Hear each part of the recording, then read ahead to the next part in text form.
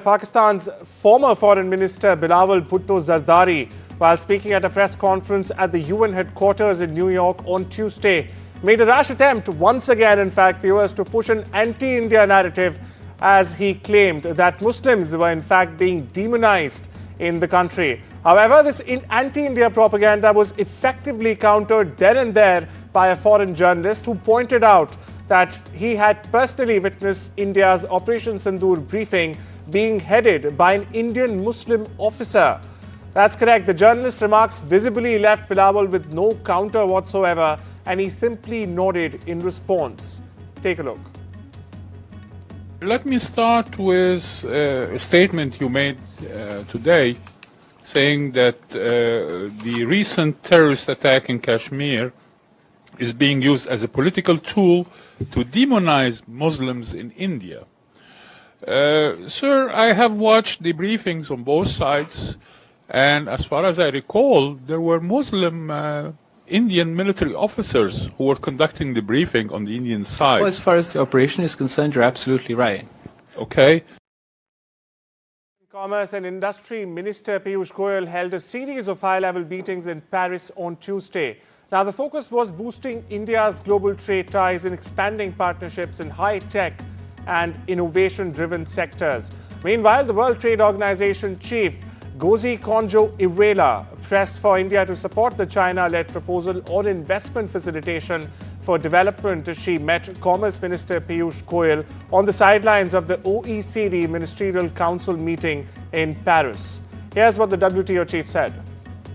He spoke about all these issues about reform, about the issues that India is interested in, like agriculture, and how for MC14, we need India as a leader.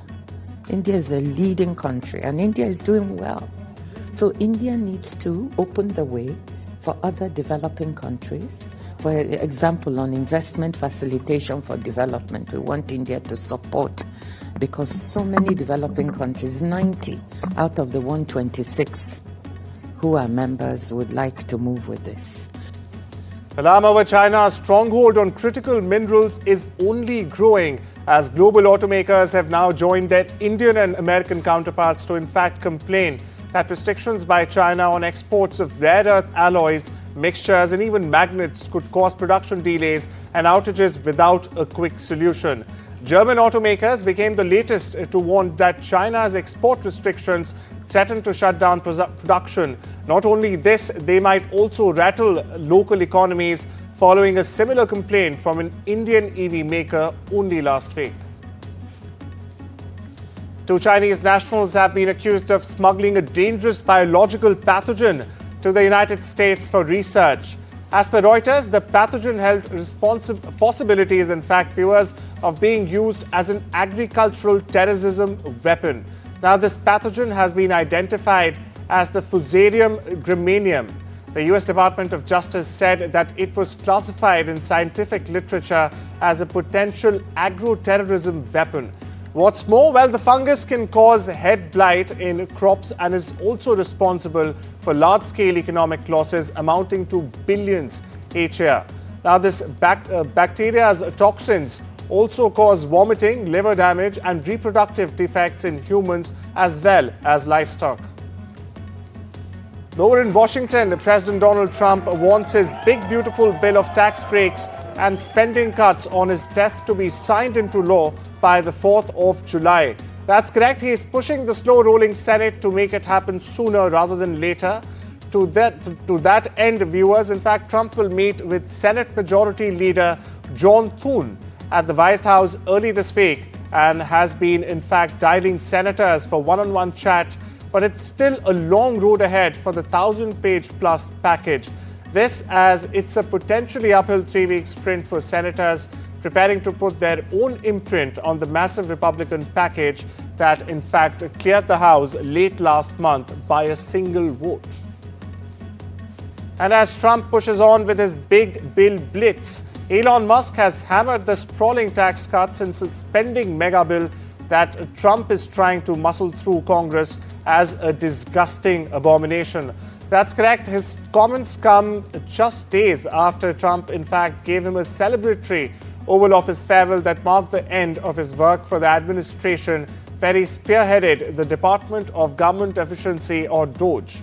The White House, meanwhile, defended Trump's huge tax cuts and spending after Musk's criticism. Once Trump's go-to guru for cutting government bloat is now in open rebellion, and his reasons go far beyond just bad policy. They're personal, political, and petty, as some would argue. Elon Musk has called out Trump's new tax bill for fueling a crushingly unsustainable debt and accusing Congress of pork barrel spending at American taxpayers' expense. But here's where it gets interesting. Reports state that Musk's anger wasn't just about the numbers and economics. It was personal. Musk had reportedly lobbied hard behind the scenes, wanting tax credits for electric vehicles, a bigger role for Starlink in US aviation, and even trying to keep his job inside the White House. But the final straw? Trump abruptly withdrew the nomination of Musk's ally, Jared Isaacman, for NASA chief without warning, and reports quoting insiders say Musk saw this as a deliberate snub by Trump's inner circle. And then came the tweet storm.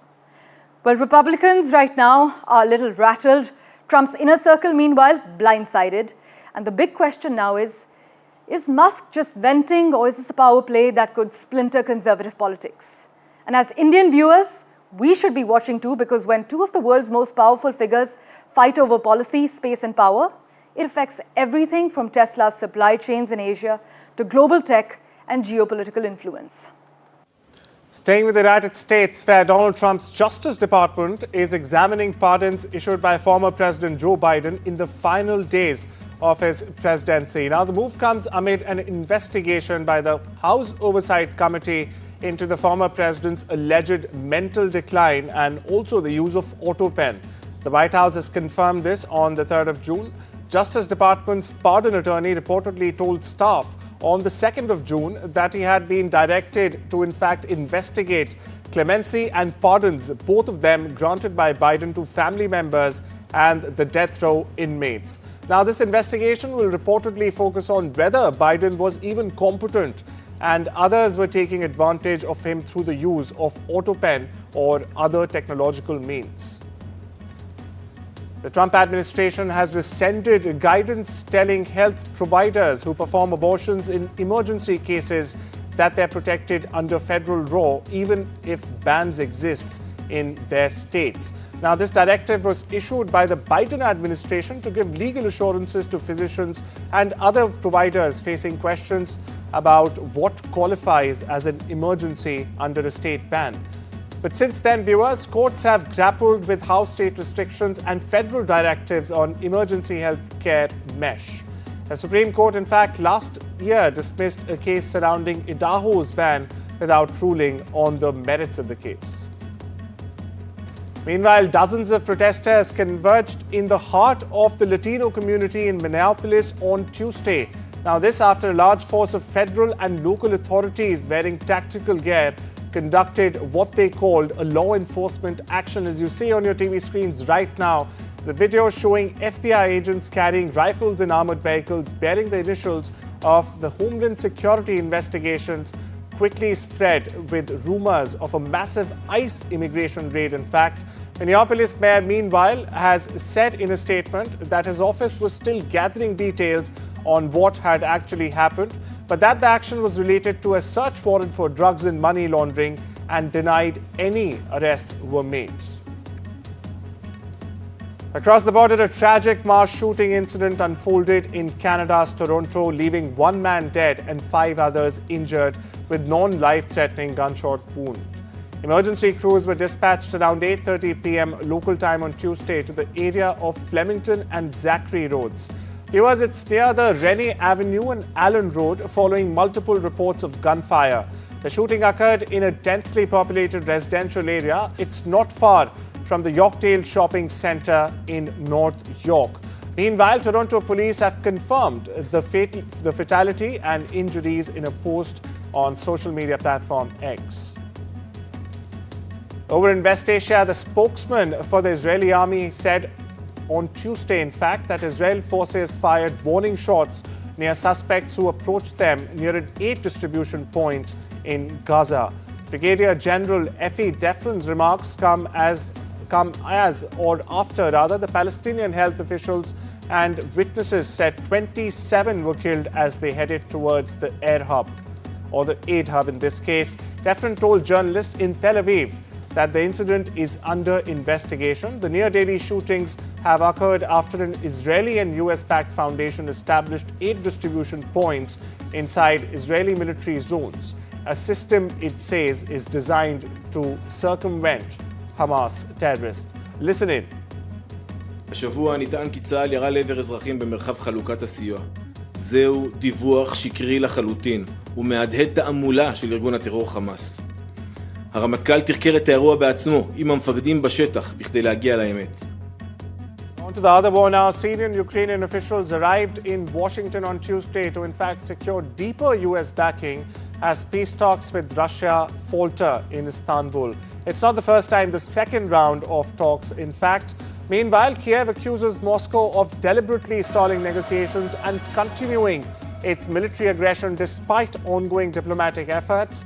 Volodymyr Zelensky's chief of staff, Andrei Yermak, met with US-Ukraine envoy Keith Kellogg and accused Russia of playing for time and manipulating negotiations to in fact dodge sanctions and a delay in ceasefire. On the other side of the aisle, Russian Security Council Secretary Sergei Shoigu arrived in Pyongyang to meet with North Korean Supreme Leader Kim Jong-un.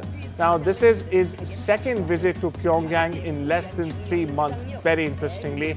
The press service, meanwhile, of the Russian Security Council told TASS that the sides are expected to discuss implementation of certain provisions of the Russia-DPRK Treaty on Comprehensive Strategic Partnership. Meanwhile, viewers, the situation around Ukraine will also be up top in the agenda. Lee Jae-myung was sworn as South Korea's new liberal president on Wednesday, pledging to guide the nation out of the political upheaval triggered by a recent martial law crisis and to revitalize an economy grappling with sluggish growth and rising global protectionism. His election comes in the wake of former President Yoon Suk-yeol's ousting just 3 years into his presidential term following widespread backlash over a failed bid to impose military rule end of last year.